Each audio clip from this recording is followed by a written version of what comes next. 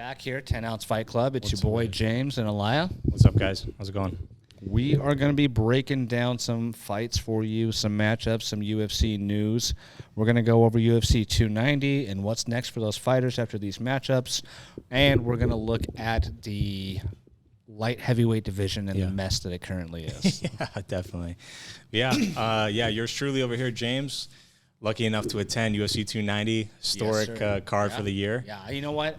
And we pulled the trigger at the last minute, and I'm glad we did, man, because that card really showed out.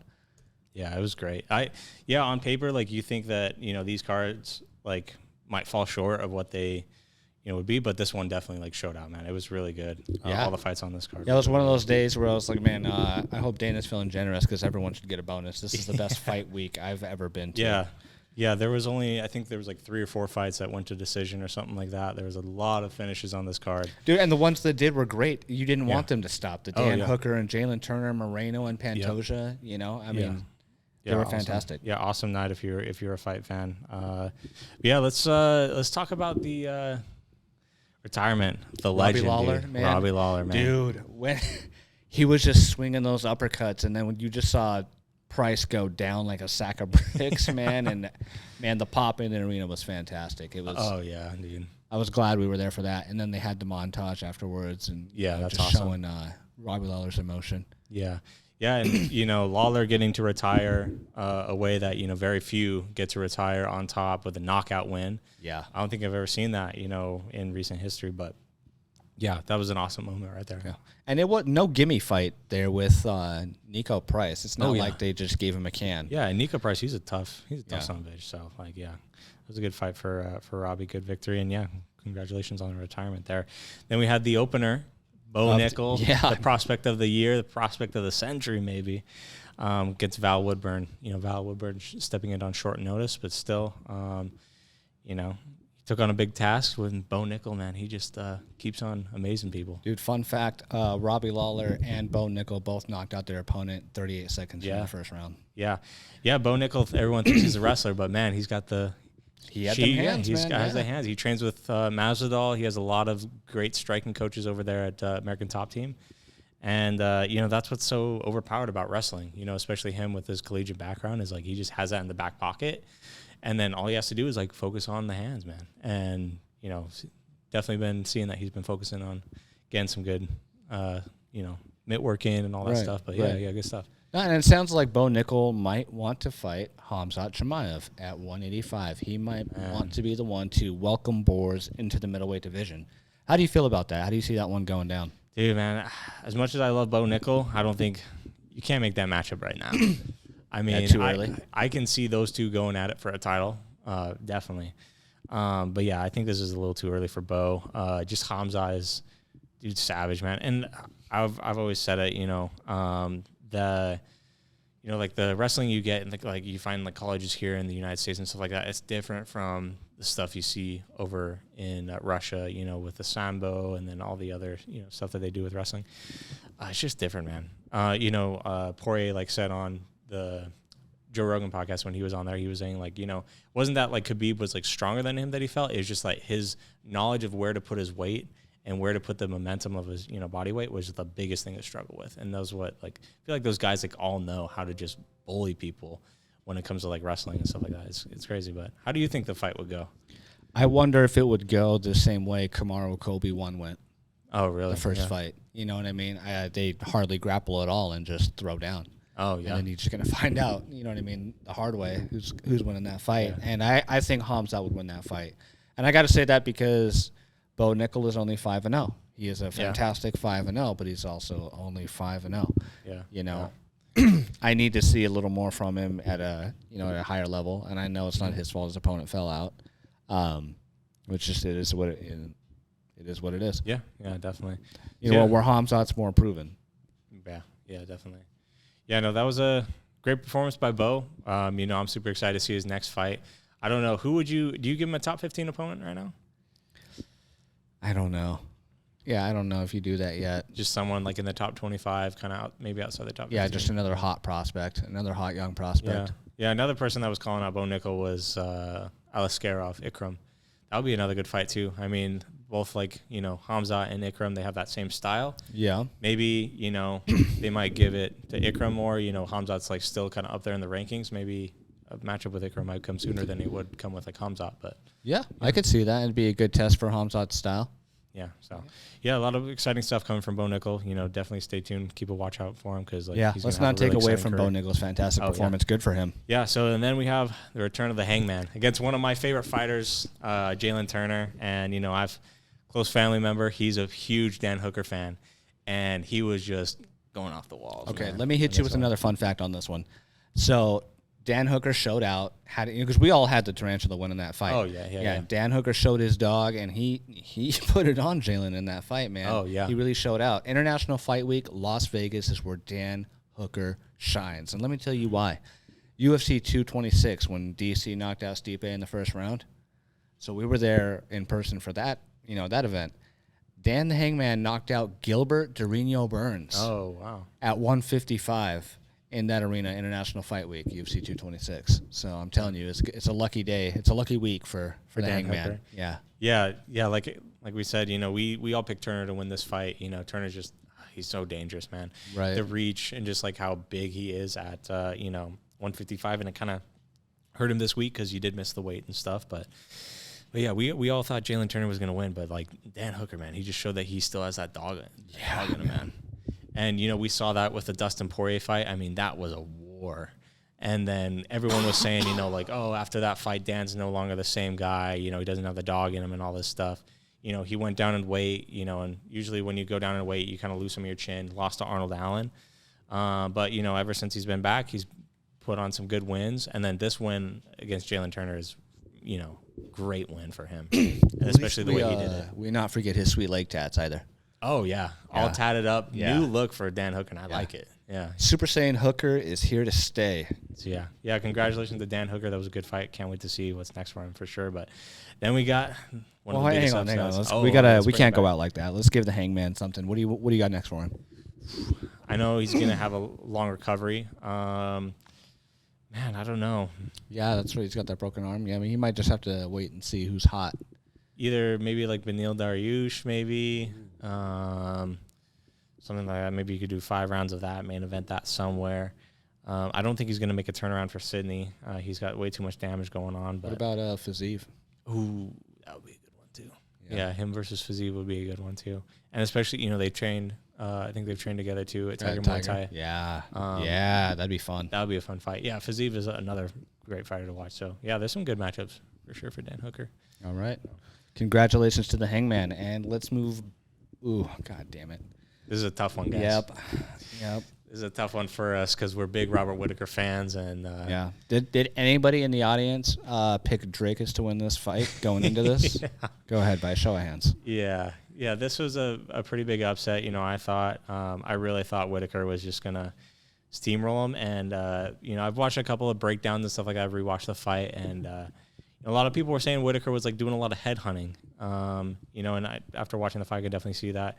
Drakus was keeping that really high guard that he's kept. I know, and they don't go to the body. I don't understand it. And then because he leaves his arms out there too. Yeah, and then and Whittaker was just like ignoring the body, just going straight to try to knock his block off. But yeah, Drakus had really good defense, able to incorporate some grappling too, which was good to see. And then it's weird seeing Whittaker on his back.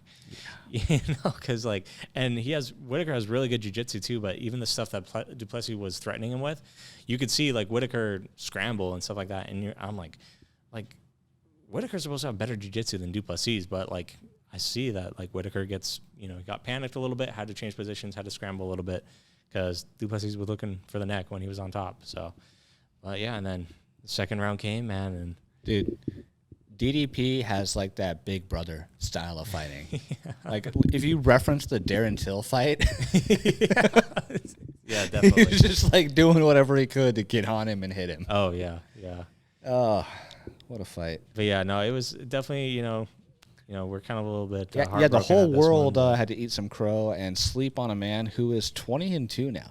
Oh yeah. Was a huge win. Second round TKO over Robert Whittaker, the same round that Izzy finished him in. Yeah. This is, I know we haven't done this for every other fight, but let's look at this one. And what's next for both guys? Because, there were big implications on the line here. They were saying the winner of this gets a title fight. Would have been the third fight for Robert Whittaker versus Izzy. Yeah, I think for Dricus, it's got to be the fight with Adesanya, for sure. The only thing is... No, there's no way they don't do that fight. Yeah. The only thing is, just with Sydney coming up so soon, and I know Adesanya wants to be on that card, I don't know if Dricus is going to be able to make it. I think he's a G if he says, hey, I'll do the, the quick turnaround. Dana will make it happen. He'll be like, give him stem cells, do whatever you got to do. Just make it happen.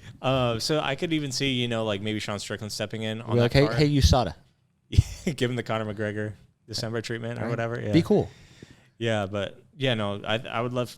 Dricus definitely is going to fight Adesanya next. For Whittaker, man, this is the one that's, kind of hard to, maybe do some, matchmaking for. Right? You can't do Vettori or Cannonier again. Yeah. So maybe there's rumors that a certain Chechen man might fight a certain big buff Brazilian man. Maybe the winner of that fight could fight Robert Whittaker. Yeah, that'd be okay. Because I think that they'd be very keen to get both those guys back. What to the if title, Whittaker follows Poatan to 205? Oh man, yeah. Whittaker's always talked about stepping that up, but I don't. I know I'm the one mentioning it, but I don't think it works out. Yeah. I think Dracus looked so much bigger than him in that fight. Going up is what is Whittaker going to look like at 205? Yeah, is that the answer here? Yeah, I don't know. No. Yeah, I think Whittaker will probably stick it at middleweight, but there's a couple of fights you could definitely do. It's just middleweight is so kind of chunked up right now. There is some movement coming, so we'll kind of have a better idea of who we can match him up with. Yeah, but right now I think there's only a couple of fights I could maybe. We're stuck gonna wait and see. Yeah, for sure. So. All right, well, let's move on to the co-main event. We got Brandon Moreno versus Alexandre Pantoja. So, inform the audience about the pop that Brandon Moreno got. Dude, it was insane. The love for Brandon Moreno and really all the Mexican fighters there, but especially Brandon Moreno, I was blown away, man. It was crazy. Rewatching it on pay-per-view when I got home did not do it justice. Yeah. Yeah, you could definitely tell just from watching on the pay-per-view like I did, just the Mexican fans came in hot and ready. They were there, man, in full force, and it was a great time. Oh, yeah, definitely. What a war, dude. Every fight that Moreno is in, and even Pantoja, too, always entertaining fights. Flyweight is the most, entertaining Dude, division, Brandon Moreno, he saved flyweight. Oh, definitely. Him and Figgy saved flyweight. Oh, yeah, definitely. Yeah, because, now you have, Pantoja, up in the mix, too, after fighting Moreno. So, he's going to be contributing to, those great fights. You have Brendan Royval. You have a lot of fighters coming up in flyweight. Dude, and that's kind of the problem, but I don't know if it's actually a problem with flyweight is there's so many rematches, right? How many people has Brandon Moreno rematched alone between Pantoja, Figgy, Kai? And if he fights Royval, then Royval again. Yeah, it's just crazy. Yeah, Moreno's fought, everyone. Literally everybody. This division. It's just multiple times. Yeah, I know Manel Kopp is kind of making some moves, but he's still not in. I don't think he's in the top 5 yet. But yeah, hopefully we gotta kind of get some fresh blood in the division, in that top end and stuff like that. But yeah, going back to this fight, man, this was such a great fight to watch. Yeah, and Moreno broke his hand in the first round. Oh yeah, and the first round, I was like, okay, Moreno's doing such a great job, and then Pantoja just dropped him. And I was like, oh, my That's gosh. the thing, right? Is Moreno was winning the round. Oh, yeah. And then you go into the Moreno 1, round 2. Round 3, I have to rewatch it again, but I had Moreno. I don't know. And then round 4, I even had Moreno, but I felt like Pantoja was stalling with a lot of his grappling time. Yeah. I don't know. It's hard. The UFC's in a weird spot with control time and damage and how they score it. Because there's some fights where, how'd you give him that on damage? I'm a huge Khalil Roundtree fan. Mm-hmm. But who was that against? Dustin Jacoby? Yeah. Where he just kind of clinched him up. That's a whole other rabbit hole. We'll go there. We'll go there on another day. Yeah. Back to this fight, because it was a great fight. And Pantoja, although, he did drop him in the first round. Yeah. Yeah, and I think that, there might be some people that say there was maybe some controversy with this fight. The way I viewed it, and after rewatching a couple times, I definitely think Pantoja won. I think it was a lot closer. 5. It was a lot closer, than a lot of people thought, because a lot of people just thought Pantoja just, had more of a definitive win. But yeah, it was a great win for Pantoja. I mean, it was a war, and he came out on top. Yeah. And, Split decision. It was a split decision. Yeah, and he was talking about in the post-fight, interview about, kind of his story and like where he came from and all that stuff. Like the story came out that he was doing Uber Eats all the way until his fight with Royval, and that's when he's like, okay, I'm going to have to, I'll stop and do a little bit more training. It's just like, yeah, it's just good story to hear from Pantoja, because he's been in the UFC for so long as well too, and he's worked in this division for a long time, put together a lot of really good wins. Oh, I think he'll be a great champion. I think Moreno probably, with all the wars and breaking his hand and all the championship obligations, I think if you're Brandon Moreno, take a year off. Oh yeah, I mean, just how much like blood he's given to the sport, man. I mean, yeah, he definitely deserves some time off, and just. Him being the champion was always, fun. It was, it was always great to watch his fights. But, Pantoja, I think he'll be a great champ. You have some really good matchups I think you can make. It sounds like they're going to do Royval next for him. That'd be a rematch, though, wouldn't it? Yeah, rematch. Yeah, Pantoja already beat him. So, yeah, that'll be a good fight, I think. For Moreno, just maybe, like, take a year off, see how the division lays out. And then let the cannibal do his thing. Yeah, and then just come back and then, Because I really think Moreno wins the I know it's crazy. I know it's insane, but I think Moreno beats him in the next. Oh yeah.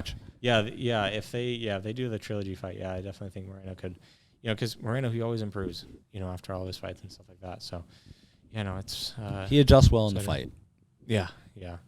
No, I'm excited for both these guys to get back in there, and we'll see what happens. Yeah, congratulations to Pantoja. I'd love to see Pantoja versus Royval. Yeah, I'd love to see that next. Even Kai. I know Kai's coming off that bullshit loss, but that's an argument for another day. Yeah, and if we want to go into talking about eating more crow, refer to me right now. It's like I was so high on Yair, man, and Yair's a great fighter. Bro, I love Yair Rodriguez, but I was like, yeah, Yair, he could catch him with some crazy shit. Yeah, but that's about it. He had like a little bit of a moment there, and then Volk just dumped them. You would have thought that they were training takedown defense the entire camp, right? I know, right? You would have thought that was the every game plan, time right? he got takedown, I just hear Khabib in my head. You're grappling a zero, like all that stuff. Like, bro, what happened? Why is it always a double leg? Like, are you fucking shitting me, bro? It's always a double leg.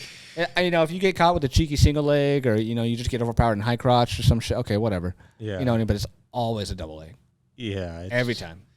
Yeah, I was like, come on, bro. Where's the grappling defense? But yeah, it is what it is. Alexander Volkanovski, once again, making me eat my words, and I'm all here for it, man. I'm all here for it. So, but also fuck that guy, right? I mean, you are a Max Holloway fan, but did you pick Volk to win against Makhachev? Yeah. Okay. And I picked him to beat Yair. Yeah. Because I picked Makhachev, and then I still stand on this point. I scored Islam to win that fight live and on the rewatch. Yeah, no, freaking Volkanovski out here, man, just proving everyone wrong once again. I will say Volkanovski's king round 5. And that's probably why everyone feels like he won the fight, because he won the shit out of round 5 in a close fight. But you got to turn your scorecards in one at a time. Yep. Yeah.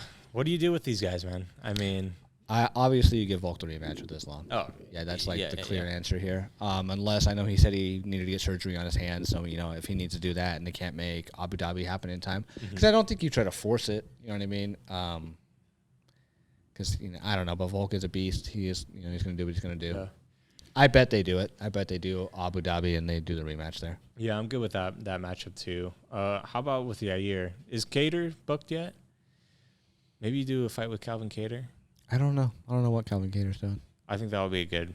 You could do the Ortega rematch. Yeah, you could do that. You'd actually let them maybe go at it, and then. You mean actually let Yair finish Ortega? So I think that's what I'm going. Sorry to all the Ortega fans out there. Yeah.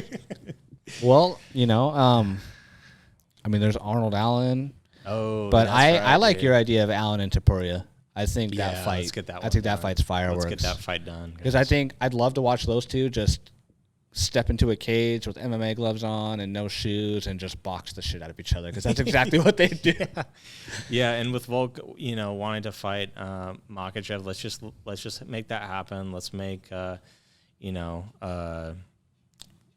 oh my gosh, Arnold Allen and Taporia fight for the interim belt. again.